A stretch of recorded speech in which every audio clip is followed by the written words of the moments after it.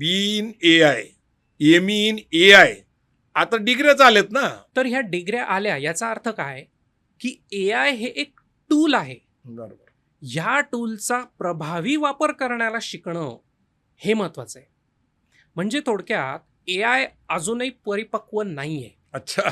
AI वरती अजूनही बऱ्याच प्रमाणे ट्रेनिंग चालू आहे. AI म्हणजे थोडक्यात काय आहे दादा? Artificial intelligence. इंटेलिजन्स याचा अर्थ काय होतो की उदाहरणार्थ माझ्याकडे एखाद्या विषयातला काही डेटा आहे, काही इन्फॉर्मेशन आहे, त्याच्यावरती भरपूर काम केल्यामुळे माझ्याकडे त्याचं नॉलेज आहे. आणि जेव्हा भरमसाठ नॉलेज येतं तेव्हा एक विजडमची लेवल येते. आता जेव्हा विजडमची लेवल येते तेव्हा त्या नॉलेजचा स्वतःसाठीच नव्हे तर संपूर्ण समाजासाठी आणि त्याच्या चांगलेपणासाठी कसा वापर करता येईल हा इंटेलिजन्स डेव्हलप होतो. आर्टिफिशियल इंटेलिजन्स म्हणजे काय की त्याला हे सगळा डेटा, इन्फॉर्मेशन, नॉलेज सगळ्या वेगवेगळ्या क्षेत्रातलं हे त्याला बॅकएंडला प्रोव्हाइड केलेलं आहे. आणि जेव्हा आपण त्याच्याशी चर्चा करतो किंवा आपल्याला AI कडनं जे काही पाहिजे आहे याच्यासाठी आपण इनपुट देतो, ज्याला आपण प्रॉम्प्ट इंजिनिअरिंग म्हणतो.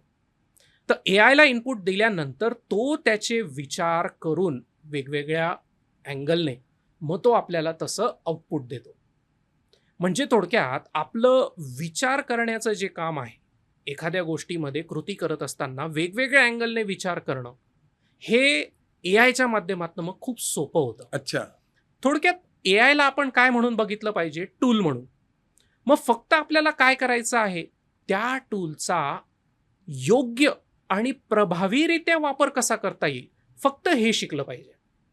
सगळ्यांनीच AI मध्ये करिअर केलं पाहिजे का? तर नाही.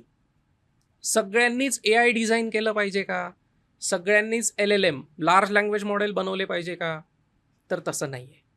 बनवणारी एक टीम आहे, परंतु तिचा इफेक्टिव्हली वापर करणं हे खरं महत्त्वाचं आहे. तुम्हाला तुमच्या नोकरीवरचे किंवा बिझनेसमधले किंवा सोसायटीमधले प्रॉब्लेम सॉल्व्ह करायचे आहेत आणि ते प्रॉब्लेम सॉल्व्ह करत असताना तुम्हाला त्याला मॉनिटाईज करायचं आहे, म्हणजे त्यातनं तुमचं अर्निंगही झालं पाहिजे. असं जर तुम्हाला पाहिजे आहे तर तुम्ही AIचा फक्त प्रभावीपणे वापर करणं एवढंच शिकलं पाहिजे. आणि म्हणून AIचा पण प्रभावी वापर कसा झाला पाहिजे हे एक एज्युकेशन आहे. अच्छा. हे एज्युकेशन अजूनही लोकांमध्ये लॅकिंग आहे. लोकांना ते नाही माहीत. म्हणूनच डिजिटलायझेशन ऑफ धिस एज्युकेशन हे माझं फील्ड आहे.